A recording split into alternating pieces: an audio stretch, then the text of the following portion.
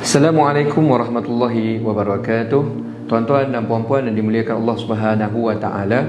Sebenarnya saya ingin berkongsi dengan anda apakah kelebihan yang bakal anda manfaatkan jika anda memiliki Al-Quran ini. Saya akan rincikan satu persatu, iaitu poin yang pertama ialah Al-Quran 20 dalam satu ini dia ada cop pengesahan daripada Kementerian Dalam Negeri, iaitu KDN. Apa gunanya kita membeli Al-Quran yang ada cop KDN ini? Sebenarnya manfaatnya tuan-tuan dan puan-puan, apabila kita membeli Al-Quran yang ada cop daripada KDN, maksudnya ialah Al-Quran ini telah pun diperiksa dan diyakini sah dan juga betul hingga ke tahap titik dan juga barisnya. Seperti kita semua sedia maklum bahawa di Malaysia ini kita ada undang-undang, bahawa undang-undang kita daripada Kementerian Dalam Negeri mengatakan kita tidak boleh menjual Al-Quran yang tidak memiliki cop KDN. Kenapa? Sebab Al-Quran yang tidak memiliki cop KDN ini kadang-kadang tuan-tuan dan puan kita risau, kita takut ada salah baris, ada tertukar ayat dan sebagainya, sebab tidak ada autoriti yang mengesahkan ketepatan Al-Quran tersebut. Berbeza dengan Al-Quran kita ini. Al-Quran ini tuan-tuan dan puan kita ada cop KDN, ada tok-tok guru dia yang mereka cek dah satu persatu, ya, dan semua ini telah disahkan supayanya apa? Anda boleh membaca Al-Quran dengan yakin. Anda tahu apabila anda membaca Al-Quran, kesemua ayatnya itu memang Al-Quran yang betul, tanpa sebarang keraguan, tanpa sebarang rasa was-was. Mudah-mudahan keberkatan pahala yang kita inginkan daripada bacaan Al-Quran akan kita terima, insya-Allah.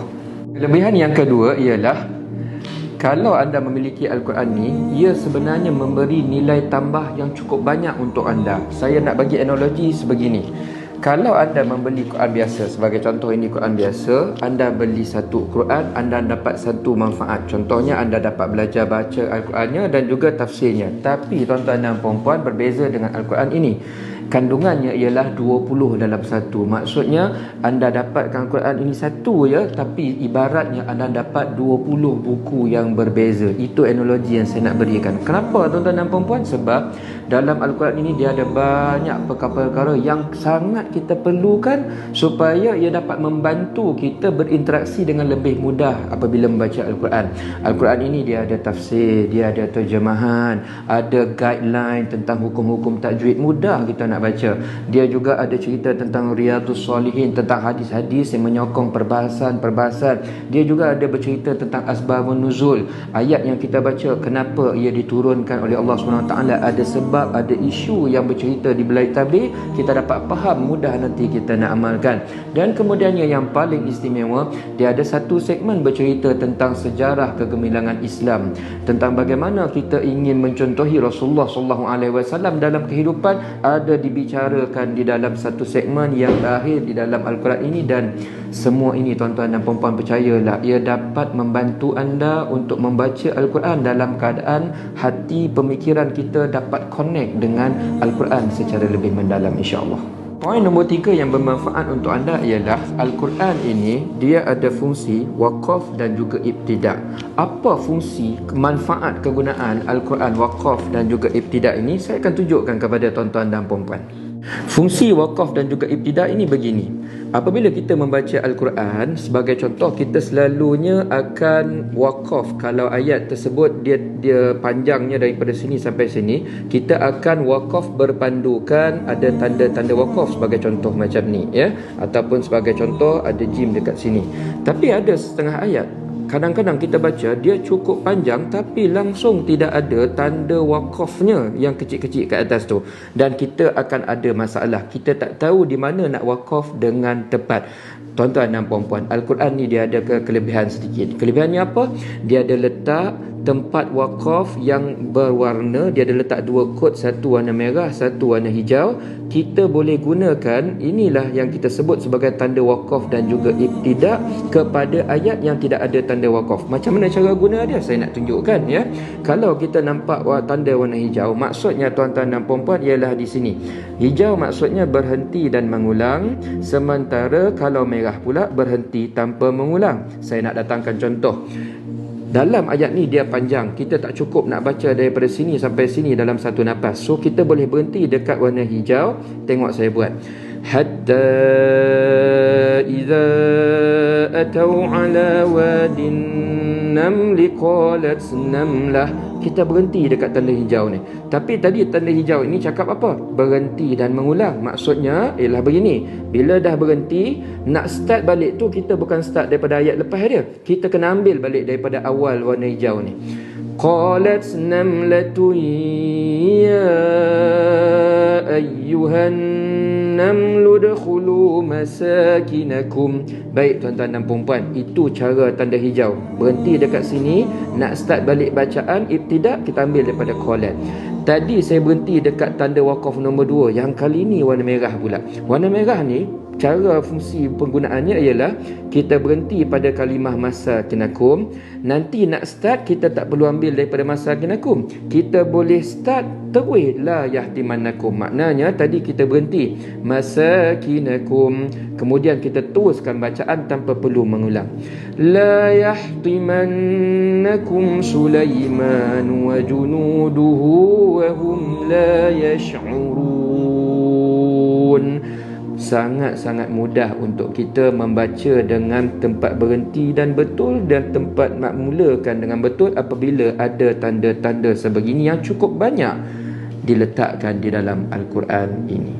Manfaat yang keempat, dan tuan-tuan dan puan-puan, ini sebenarnya manfaat yang paling anda perlukan ketika anda membaca Al-Quran, ialah Al-Quran kita ini dia ada kod khas yang boleh menunjukkan hukum-hukum tajwid, dan juga setiap perkataannya dia letakkan terjemahannya satu persatu. Manfaatnya saya akan tunjukkan dengan lebih jelas begini.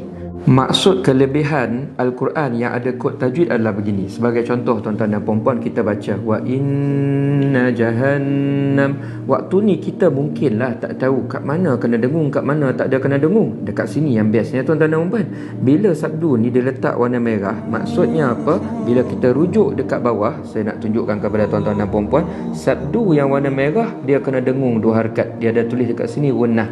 Jadi kita kalau tak tahu hukum tajwid pun, bila ada kod tajwid macam ni, dia membantu kita membaca dengan tajwid lebih tersusun. Jadi kita akan baca di sini dengung 2 harakat, di sini pun dengung 2 harakat, sebab dua-dua warna merah. Wa inna jahannama lama. Lepas tu kita tuliskan lamau'iduhum. Tiba-tiba kita nampak dekat sini ada warna pula warna hijau di sini. So apa maksud warna hijau di sini? Tuan-tuan dan puan-puan, kita tengok dekat sini. Oh, rupanya bila ada warna hijau, tanda mati warna hijau, maknanya ada qalqalah. Kemudian ada satu lagi, ya dekat sini dia tulis warna biru. Bila dia tulis warna biru, kita refer dekat bawah, nampak alif waw ya yang warna biru, hukumnya mad arid disukun, kena baca 4 ataupun 5 harakat. Jadi kita tahu di sini ada qalqalah, di sini kena baca sekurang-kurangnya 4 harakat. La mau'iduhum ajma'in. Itu perkara pertama yang sangat membantu kita membaca Al-Quran dengan tajwid yang teratur dan yang paling bernilai tuan-tuan dan puan-puan. Al-Quran ini kalau kita tengok di tepinya ada dinyatakan terjemahan ayat 37. Kalau nak faham ya, di sini boleh tengok terjemahannya. Tapi yang paling best Al-Quran ini dia pecah kan. Setiap satu perkataan dia terus letak maksud dia dekat bawah. Qala, apa maksudnya? Ia iblis berkata. Kita dah tahu dah yang ni warna hitam, maksud pun warna hitam. Rabbi, apa maksudnya? Wahai Tuhanku. Rabbi ni warna coklat, tulisan pun warna coklat. So dia selang-selangkan hitam coklat dan seterusnya.